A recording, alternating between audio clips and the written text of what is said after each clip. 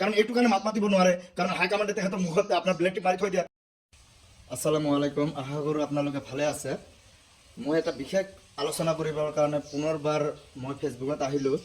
আপোনালোকক মই এটা কথা অৱগত কৰাওঁ যে আপোনালোকে চাই আছে যে বিগত 2006 চনৰ পৰা আমাৰ AUDF দলৰ প্ৰতিনিধিসকলে বিধানসভাত কেনেধৰণৰ আমাৰ জাতিৰ হৈ পেলাই মাত মাতি আছে বা বহুতো সমস্যাৰ কাৰণে তেখেতে মাত মাতি আছে। য'তে উচ্ছেদ হৈছে ততে আমাৰ AUDF দলৰ প্ৰতিনিধিসকলে তাতে যাই উপস্থিত হৈছে, যিখিনি পাৰিছে সেইখিনি ইহঁতে সহায় সহযোগিতা আগবঢ়াইছে। কিন্তু এতিয়া আপোনালোকে এটা কথা মন কৰিব যে বিজেপি, কংগ্ৰেছ, ৰাইজৰ দল, লুৰিণজ্যোতি গগৈৰ দল এটা বস্তু ইহঁতে এটা প্লেনিং কৰিছে, যিটো আমি অনুভৱ কৰি আছোঁ। আমি যিটো মোটামুটি আগন্তুক 2026 চনৰ যিটো ইলেকশ্যন হ'বলৈ আহি আছে, তো সেইটো বস্তু এটা বস্তু আমি লক্ষ্য কৰি আছোঁ যে বিগত বিধানসভাত আমাৰ সংখ্যালঘুৰ হৈ পেলাই কোনটো দলে মাত মাতি আছে বা কোনটো দলৰ প্ৰতিনিধিসকলে মাত মাতি থাকে? আপোনাৰ AUDF দলে। কংগ্ৰেছৰ যিমান আমাৰ সংখ্যালঘু আপোনাৰ বিধায়ক হৈছিল তেখেতে মাত মাতিব নোৱাৰে, কাৰণ এইটো কাৰণে মাত মাতিব নোৱাৰে কাৰণ হাইকমাণ্ডে তেখেতৰ মুখত আপোনাৰ ব্লেডটি মাৰি থৈ দিয়া। মাত মাতিব নোৱাৰে, মাত মাতিলে ইহঁতে নিলম্বন খাব, সেইটো কাৰণে তেখেতে মাত মাতিব নোৱাৰে। কিন্তু আমাৰ AUDF দলৰ প্ৰতিনিধিসকলেতো কোনোবাই আপোনাৰ ব্লেডটি মাৰিব নোৱাৰে, বিকজ আপোনাৰ এটা বস্তু হ'ল যে AUDF জন্ম হৈছে আপোনাৰ সংখ্যালঘু ৰাইজৰ কাৰণে, সংখ্যালঘুৰ কাৰণে। তো ইহঁতে এটা প্লেনিং কৰিছে, এইখিনি কথা আপোনালোকে মন দি শুনিব। ইহঁতে এটা প্লেনিং কৰিছে, আপোনাৰ বিজেপি, আপোনাৰ ৰাইজৰ দল, আপোনাৰ কংগ্ৰেছ, আপোনাৰ অখিল গগৈৰ দল এটা প্লেনিং কৰিছে যাতে AUDF দলটোক ধ্বংস কৰা যায়।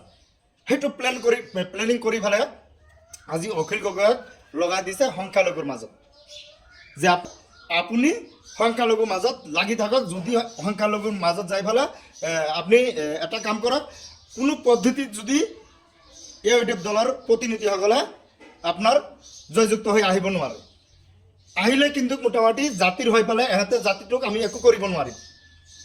আমাক আজি যেনেকুৱা বিজেপি চাৰিওফালে হেঁচা দি আছে, তাৰমানে ইহঁতে গোটেইফালে প্লেনিং কৰিছে যে আপোনাৰ AUDFৰ প্ৰতিনিধিসকল যদি বিধানসভাত নাথাকে কংগ্ৰেছেতো সংখ্যালঘু কৰি পেলাই মাত নামাতিবই।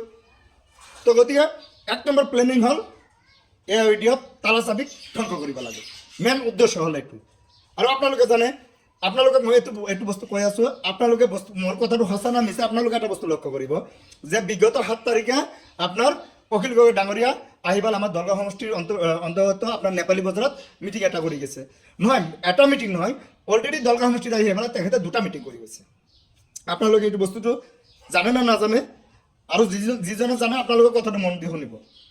এটা নাংলিত আৰু এটা নেপালী বজাৰত। কিয় মংগলদৈত কিয় মিটিং নকৰিলে? মোৰ কথাটো মিছা নে কি ৰাইজ? মংগলদৈত কিয় মিটিং নকৰিলে? চিপাঝাৰত কিয় মিটিং নকৰিলে? অকল ক'ত? নামনিত আৰু মধ্য অসমত য'ত য'ত মাইনৰিটি এলেকা আছে, অকল ঘূৰি পাকি আপোনালোকৰ এই সংখ্যালঘু 22টা সমষ্টিতে লাগি আছে, য'ত য'ত AUDFৰ আপোনাৰ সমৰ্থক আছে। তাৰমানে মেইন কথাটো হ'ল AUDF দল ধ্বংস কৰিব লাগে। এইটোৱে প্লেনিং আপোনালোকৰ।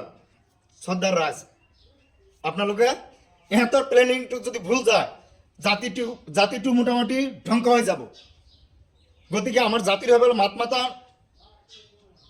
দল আছে, লিডাৰ আছে, AUDF দলৰ প্ৰতিনিধিসকল, আমাৰ দলগাঁও সমষ্টিৰ ৰাইজ। আপোনালোকে আমাৰ আলহাজ মুজিবুৰ ৰহমান চাহাবৰ লগত আপোনালোকে লাগি ভাগি থাকক। যিখিনি কাম কৰিব পাৰিছে তেওঁক কৰিছে, যিখিনি কাম কৰিব বাকী আছে ইনশাআল্লাহ আগন্তুক 2026 চনৰ ইলেকশ্যনত তেখেতক বিপুল ভোট দি পেলাই আমি জয়যুক্ত কৰি পঠাই দিওঁ বিধানসভালৈ। ইনশাআল্লাহ তেখেতে কৰণীয় যিখিনি বাকী আছে ইনশাআল্লাহ এইখিনি আমাক কাম সম্পূৰ্ণ কৰি দিব। আৰু বিশেষকৈ আমাৰ জাতিটোৰ হৈ পেলাই এটা যোগ্য লিডাৰ আমাৰ আলহাজ মুজিবুৰ ৰহমান ডাঙৰীয়া।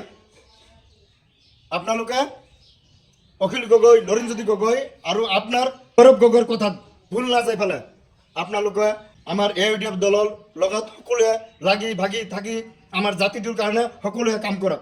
ধন্যবাদ।